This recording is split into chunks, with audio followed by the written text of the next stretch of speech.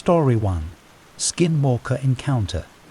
The moon hung low in the sky, casting an eerie glow upon the deserted road ahead. I gripped the steering wheel, my palms slick with sweat, as the faint hum of the engine filled the silent night. I was driving alone, surrounded by the dense woods that seemed to close in on both sides of the narrow road. The air was thick with an unsettling stillness, broken only by the occasional rustling of leaves and the distant hoot of an owl. My heart raced as I navigated the twists and turns, my headlights cutting through the darkness like a lifeline. It was a shortcut I had taken countless times before, but tonight every shadow seemed to hold a secret, every rustle a whisper of danger. My eyes darted between the road ahead and the rear-view mirror, my nerves on edge. And then, as if from nowhere, a figure appeared in my rear-view mirror, a silhouette that seemed to be following me, matching my speed with an unnatural precision. My breath caught in my throat as I strained to make out the details. It was a figure that looked almost human, yet there was something off about it. A distortion, a wrongness that sent shivers down my spine. I tried to shake off the unease, chalking it up to tiredness and nerves. But as I continued to glance at the mirror, the figure remained, a silent sentinel in the darkness. I felt a growing sense of dread, a primal instinct warning me that something was very, very wrong. I focused on the road, my knuckles white, as I gripped the steering wheel tighter. The minutes stretched on, each one feeling like an eternity as the figure continued to follow. I could feel its gaze on me, an unrelenting pressure that seemed to pierce through the metal and glass that separated us. As I rounded a curve, my headlights illuminated a fleeting glimpse of the figure, a face that seemed to warp and shift, features contorting into a grotesque parody of humanity. Panic surged within me, and I slammed on the brakes, my heart racing as the car skidded to a stop. The figure did the same, stopping a few paces behind me, its shadowy form unmoving. I couldn't explain what I was seeing, but a name flashed through my mind. An ancient legend, a creature that could take on the appearance of others, a skinwalker. Fear clawed at me as I stared at the figure, its eyes reflecting the pale moonlight with an eerie intensity. In a haze of terror, I fumbled for my phone, my fingers trembling as I dialed 911. The voice on the other end was reassuring, a lifeline in the darkness.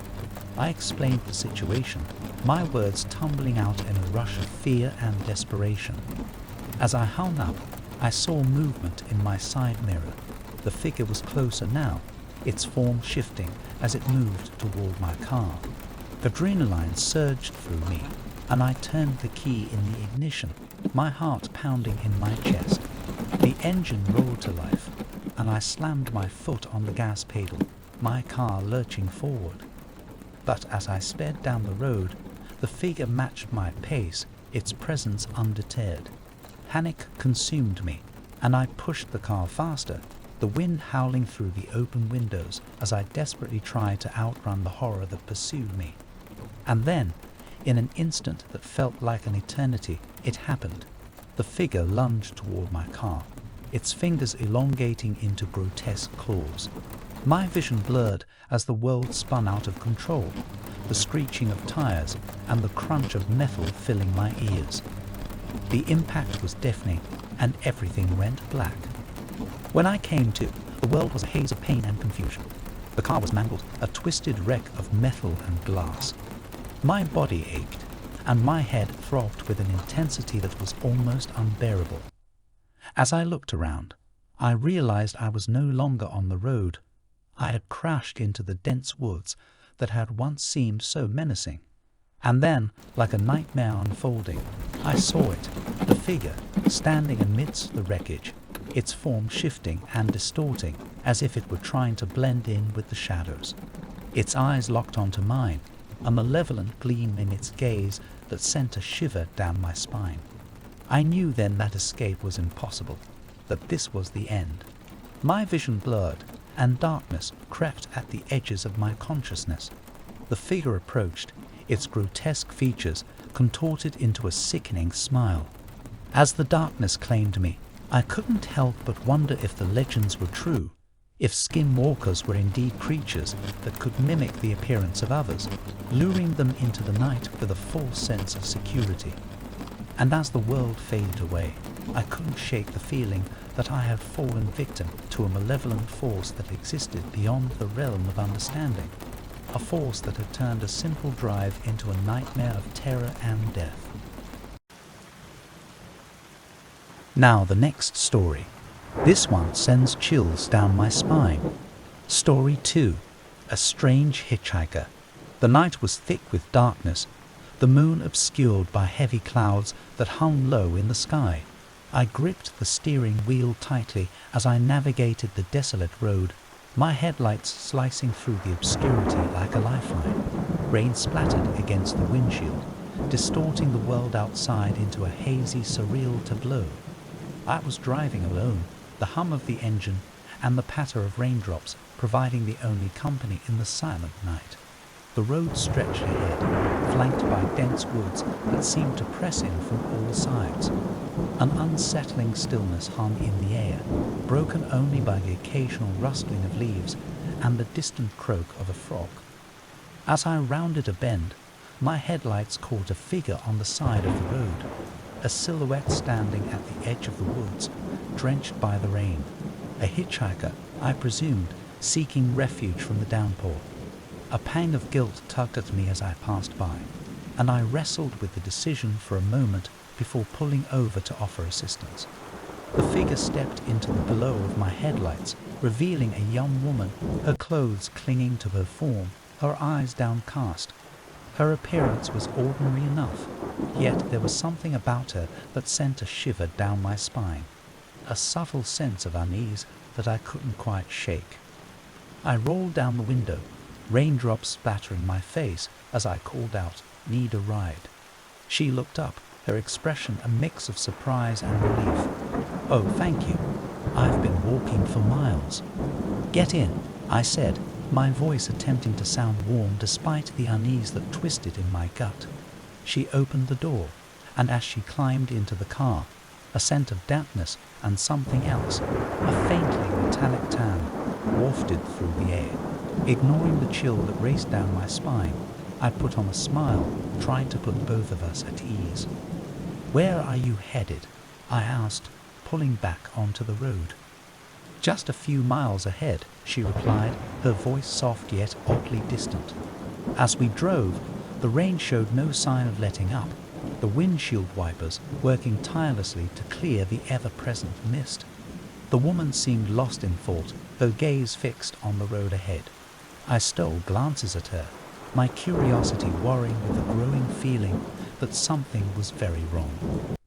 Minutes passed in silence, the only sound the rhythmic beat of rain against the car. And then, without warning, the woman let out a low, haunting chuckle. I glanced at her, my heart racing, and saw that her expression had changed. An unsettling grin now twisted her features, her eyes gleaming with a strange intensity. Panic welled within me, an instinctive understanding that something was horribly amiss. "Is everything okay?" I asked, my voice trembling. She turned to me, her grin widening into something almost predatory. "Oh, I'm fine. It's just that I've been waiting for a ride like this for a long, long time." Her words sent a chill through my veins, and I could feel a sense of doom closing in around me. I tried to remain calm, to focus on the road ahead, but the sensation that something was fundamentally wrong gnawed at the edges of my consciousness. And then, with a sudden, unnatural movement, she turned her head to face me, her eyes locking onto mine with an intensity that sent terror coursing through my veins. In that moment I saw it, the glint of something otherworldly in her eyes, a malevolence that defied all reason. I slammed on the brakes, my heart pounding as the car skidded to a stop on the rain-soaked road. Before I could react, she lunged at me with inhuman speed, her fingers elongating into grotesque claws. Instinct took over, and I flung myself out of the car, my body hitting the wet ground with a jolt.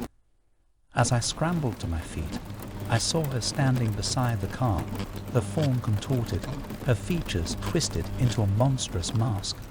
The rain beat down upon us, a merciless backdrop to the horror that played out before my eyes. And then, in an instant, she was gone, vanished into thin air as though she had never been there at all. The car stood empty, the raindrops glistening on the windshield, the interior an eerie void. My heart raced as I stood there, drenched and trembling, the weight of what I had witnessed sinking in. The night seemed to close in around me, the woods that had once seemed benign now teeming with unseen terrors. With shaky hands, I retrieved my phone from the car, dialing for help with fingers that fumbled against the keys. As the line connected, my voice trembled as I recounted what had transpired, the words a fragile tether to reality. Story number 3. The engine's hum was the only sound in the car as I drove down the pitch-black road, flanked on both sides by towering cornfields. The moon barely peeked through the thick clouds, casting fleeting shadows that danced along the edges of my vision. The desolation of the countryside at night sent shivers down my spine, but I reassured myself that it was just a harmless drive to clear my head. The radio crackled with static, and I absent-mindedly turned the dial, hoping for a distraction from the eerie stillness. Faint whispers emerged from the speakers, words I couldn't quite make out. A chill ran down my spine as I turned the volume down, trying to convince myself it was just a technical glitch. My grip on the steering wheel tightened as the atmosphere grew increasingly unsettling. Then, a movement caught my eye. A dark, fleeting figure darted across the road ahead and disappeared into the cornfield. My foot instinctively hit the brakes, heart pounding in my chest. I squinted through the windshield, trying to see if I had imagined it. The rustling of the cornstalks grew louder, closer, as if something were moving within them. A guttural howl shattered the silence, and I felt the hair on the back of my neck stand on end. It was a sound unlike anything I'd ever heard, a haunting cry that seemed to echo in the very core of my being. Panic surged through me, and I fumbled for my phone, my hands trembling.